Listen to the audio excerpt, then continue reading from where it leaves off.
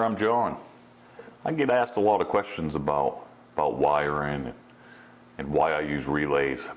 I just completed a project where I put a lot of backup lights on a trailer that I have, and I ran those through a relay, and I had some questions on why I did that. So the short answer is I didn't want to run big wire to a switch inside my truck, so I wanted to run the smallest wire that I could, and that small wire can't carry a lot of amperage. Okay, so I needed bigger wire to carry the amperage. I think the load was about 17 amps, so I needed a 20 amp fuse. So what I did was ran a relay. Okay, I'm going to show you the type of relay that I used, as well as a couple other ones. Stay tuned. Okay, so this little square relay in the middle, you should recognize that. That relay will carry up to 30 to 40 amps. If you need to go higher than that, there's a couple other options. There's this one here, which is basically a starter solenoid, but it's a relay, okay? Carries higher amperage. And this one with the plastic body is a non-continuous, okay? So this is meant for momentary. Few seconds, 30 seconds, something like that.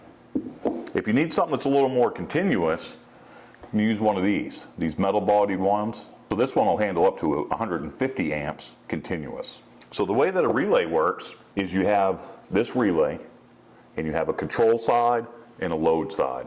The load side obviously goes to the light that I'm trying to power right here. I have big power coming out of my battery. It's going to carry up to 20 amps at least, for my situation anyway, and it's going to allow that power to go over to the load or the light that I'm using.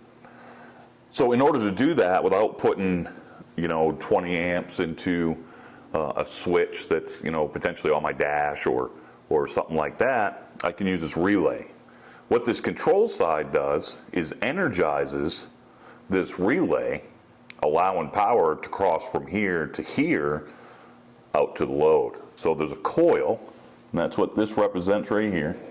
There's a coil in the middle of this relay. When there's power and ground put onto that coil, it magnetizes, connects the contacts from 30 on this side to 87 on this side, allowing the power to go through.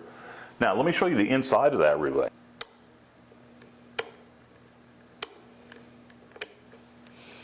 Right here is where you're going to see those contacts moving.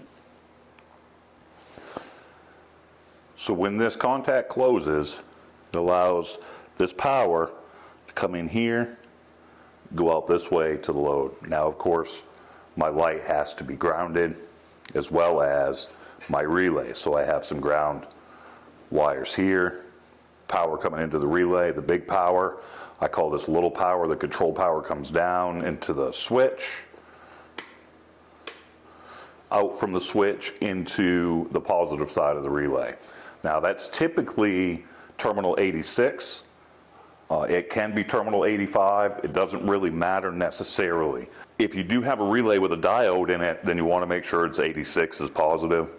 So I just always make sure that it's 86 is positive. 85, terminal 85 is going to be your ground for your coil, and then 87 is going to be your power out.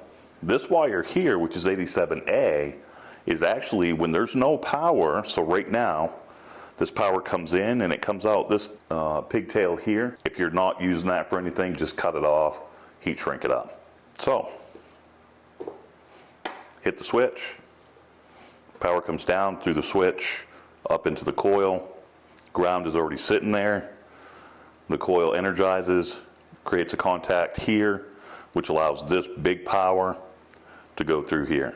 Now the good thing about this is the control side only needs less than 1 amp to control that coil, whereas this relay can handle up to 30 or 40 amps. So it would take a pretty good sized switch to be able to put, say, 30 or 40 amps somewhere you want it. If you're running wiring all over your vehicle, your car, your truck, your trailer, you want to be able to do that with the smallest wire possible. So using a relay is the way to go.